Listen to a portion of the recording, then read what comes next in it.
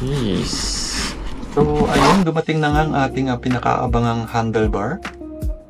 Ang brand nga pala nito is Deda Alanera. Full carbon fiber na siya. I think guys, this is just a copy from Taiwan. Ang alam ko, ang original nito is around 30k to 40k. So, napakamahal. And budget meal muna tayo guys, since beginner lang naman tayo sa road bike. Nabili nga lang natin ito ng around 4,000 pesos sa Shopee. Ayan guys, ito yung mga accessories. So may mga kasama na siyang spacers, and may free na rin na bike mount. So dito pwede natin ilagay yung ating bike computer. Yan.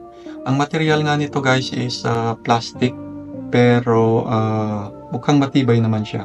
So this one is metal. Yan, ito yung cover niya. So buksan na natin guys. Ang kulay nga pala nito is matte black, and size is 40mm by 110mm, and ang drop niya is 130mm. Ang reach is about 75mm. Ang weight niya na nakalagay sa description is about 360 grams, plus and minus 10 grams. So, try nating timbangin mamaya guys kung ilan talaga yung weight niya. So, I think guys, good quality naman siya. Carbon fiber naman talaga, and napakagaan. Tsaka hindi halata guys, parang original na rin siya. Napakaganda ng design actually.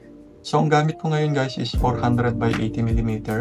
So, try ko na sana hindi malaki sa akin to.